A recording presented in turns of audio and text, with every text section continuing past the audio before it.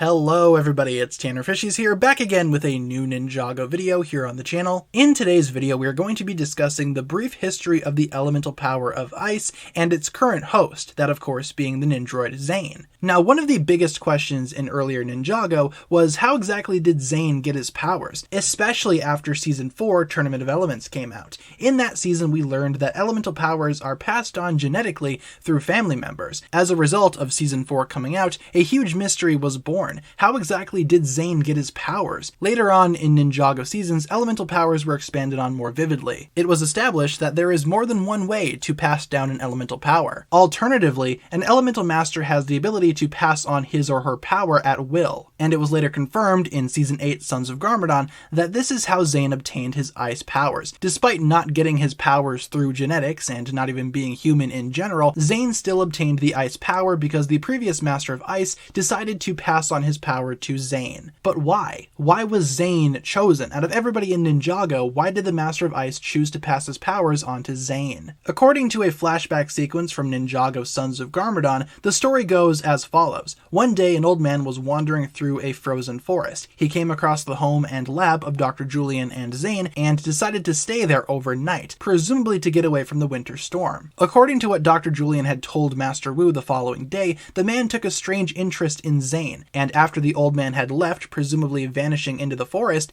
Zane started to act relatively strange, or at least stranger than normal. Master Wu quickly put the pieces together. The Master of Ice gave his power to Zane. So at this point, Zane officially had the ice element. But afterwards, it's unknown what exactly happened to the original Master of Ice. The reason why he was wandering the forest remains unknown, but I like to speculate that it was because he was actually feeling the harsh effects of the winter storm. Despite being the Master of Ice, maybe age was getting the best of him. He couldn't resist his natural element anymore, and he was running out of options. He could tell that his time was slipping away more and more, and as such he decided to pass on his element to Zane himself. The following day, the Master of Ice disappeared into the forest once again, presumably never to be seen again because he passed away shortly thereafter. I really enjoy this entire sequence from Sons of Garmadon, and after analyzing it multiple times, I may have found a couple of possible answers as to why the Master of Ice decided to give his power to Zane. So the first reason that I came up with as to why the Master of Ice may have passed down his power to Zane, perhaps it was just a desperate last chance. We know that at this point in time, the Master of Ice wasn't what he used to be. He was very old and very frail, and perhaps he recognized that his time was just around the corner.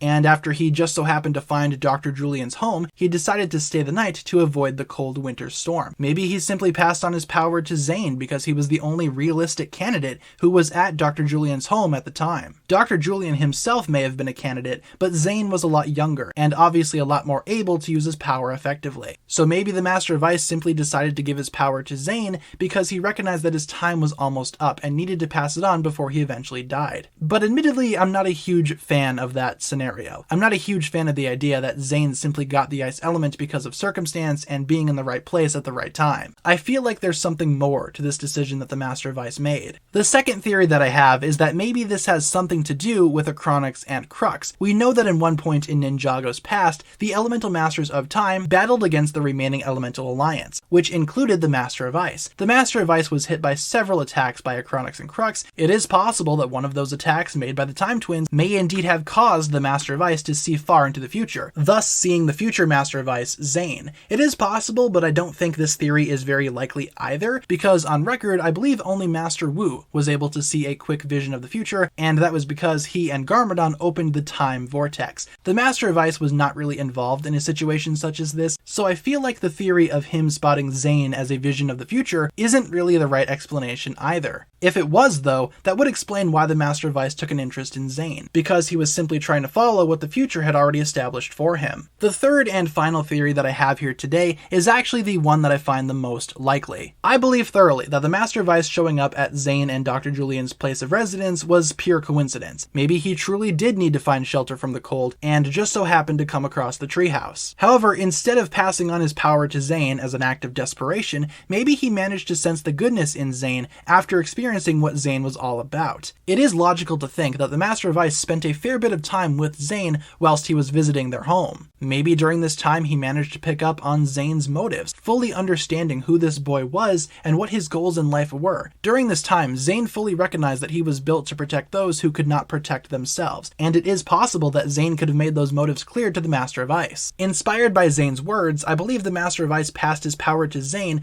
not because of desperation, but because Zane was worthy enough to obtain this elemental power. Elemental powers are no joke in the Ninjago scene. They are extremely powerful, and depending on how they are used, they could do great harm. Maybe that's why it took so long for the Master of Ice to find somebody worthy of obtaining his power. He saw firsthand what it was like when bad people obtained elemental powers. As mentioned earlier, he was there during the battle with Acronix and Crux. He saw what evil and corrupted elemental masters could be. And once he met Zane, he realized that maybe this is somebody actually worthy. This is somebody who could obtain the ice power and use it for good and justice, and not to harm anybody. It doesn't really matter if the Master of Ice sensed that Zane wasn't even human. He recognized that Zane was a good soul. He would be able to use the power effectively in the future and use it for good. And for that reason, unbeknownst to Zane, the Master of Ice passed his power on to him, and the following morning the Master of Ice was nowhere to be found. Maybe the whole purpose of the Master of Ice's journey was to find somebody worthy of his power. We do know that in Ninjago,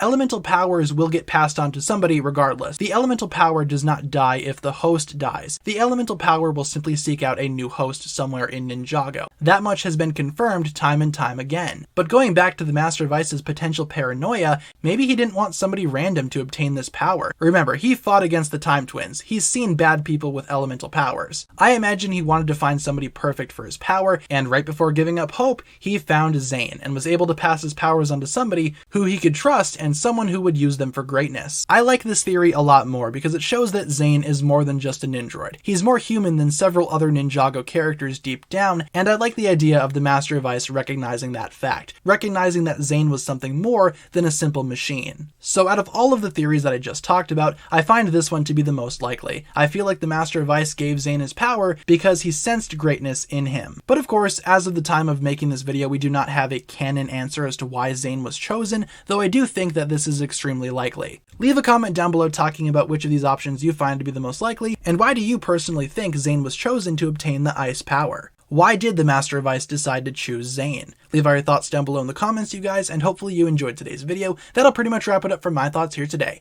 Thank you so much for watching. If you enjoyed, feel free to like, comment, subscribe, do all that fun stuff, and check out the links down below in the description for other forms of social media. Thank you guys so much for checking out today's video once again. My name is TannerFishies, and with that I bid you farewell.